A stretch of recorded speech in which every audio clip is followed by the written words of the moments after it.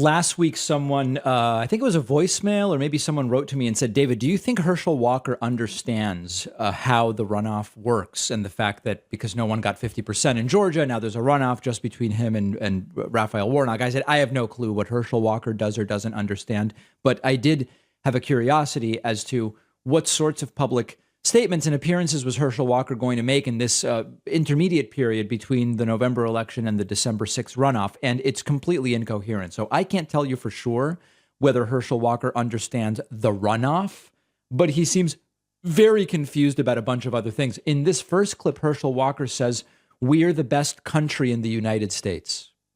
I don't know that he's wrong about that. Do you know we're the greatest country in the United States in the world because we have the United States military? Yep. We are the best country in the United States and the world because of the military. Then Herschel Walker does seem to be suffering from a touch of what we call the Trump delusion, where he believes only he can save America. Now, remember, Trump said that. Trump said only he can help solve many issues. I think in 2015, 2016, Trump was saying only I can fix healthcare. We never even got his healthcare plan. Only he can fix trade. And of course, he didn't. And this seems to now be, I don't know that a requirement, but it certainly seems beneficial. And to a degree, it makes sense.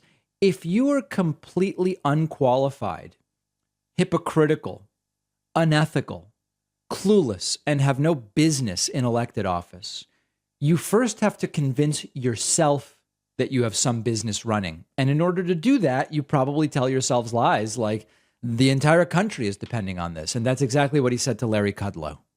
I love the United States of America. If I do not win that seat, we may not recognize America as soon as they get back in control because they seem not to like America. I want America to be great. I want every kid in America to have that America's dream. Well, I can tell you right now, if I don't win that seat, no other America will ever have that America dream again. Yep. The entire American dream depends on Herschel Walker, who's completely unqualified and doesn't know up from down when it comes to policy. If he doesn't win, no kid in America will ever achieve the American dream. That's a sickness. That is unique to the Republican Party. You hear, we talk about in many areas, Democrats and Republicans are more or less the same. And in other areas, they're very different. This particular sort of God complex, I don't see on the left. I just don't see it. Even Barack Obama, who knew he would be the first black president, half black, of course, as we know. Even when he was asked about, is this the most important thing, a black person, whatever, there was a statement. And he said, well, listen, it's important, but think about all of these other people. And he listed a half dozen other people.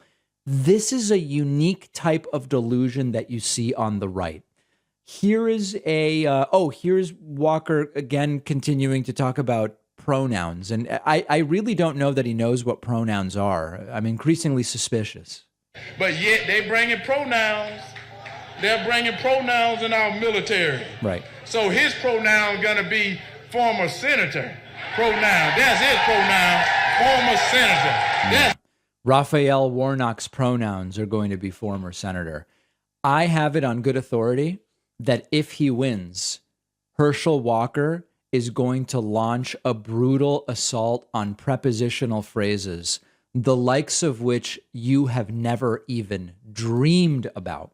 Ted Cruz appeared alongside Herschel Walker on Fox News, and he just kind of nodded along as Herschel Walker made no sense and visibly struggled to use language to communicate.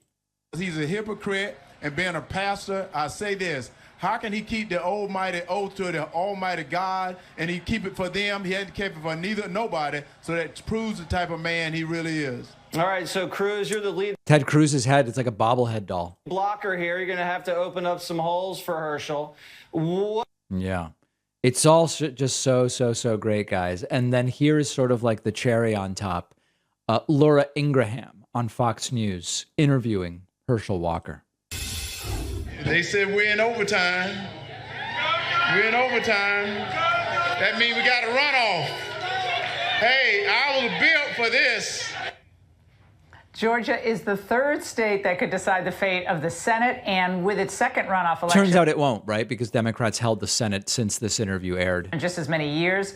It's also the second most expensive race this cycle, totaling $262 million thus far. By the way, one of the things these right-wingers are able to do is just turn a fact into like a criticism of Democrats. This is a super expensive race. And they act as if that's proof that you should vote for Walker in some way. So, okay, yeah, the race was expensive and Walker is incompetent. Joining us now is Republican Herschel Walker, who is really good in overtime, I have to say, Georgia Senate candidate. Herschel, great to see you tonight, as always. How are you feeling right now after this wild week where we have so many races across the country still undecided and you're heading to this runoff? Well, I feel pretty good. The reason why I'm still fighting for the people of Georgia, that's what I got in this race about. It was about the people of Georgia, that they were not represented well in Washington. We have a senator that seemed to be representing Washington or California, New York, not Georgia. And Georgia need a champion, and I'm that champion because I'm going to get into Washington and let the people's voices be heard and let the people know that they'll have that champion there, because Senator Warnock has not done it since he went to Washington less than 2 years. People see where we're at. Mitch McConnell is turning to Governor Kemp for help in this race. Politico is reporting that Kemp is loaning his Get Out the Vote machine to the Senate's GOP voter turnout efforts, giving the party entree to I'm curious what he'll say about this. Political team that is increasingly viewed as one of the GOP's most formidable state operations. And at the same time, we understand the Democrats have already invested $7 million in Get Out the Vote efforts, which sounds like ballot harvesting to me, which is legal in your state.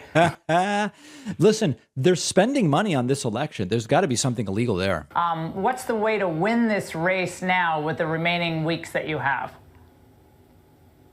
Well, it's such a short time, and, the Democrat is trying to buy this seat. Yep, exactly. Money spent by the Democrats is to buy the seat, whereas all the money spent on the behalf of Herschel Walker is just democracy or whatever the case may be. This is a crucial race. It's now about 51 rather than 50 and making Joe Manchin irrelevant. So we are going to be following that race closely. We are going to be activating around that race. We'll have more information for you soon.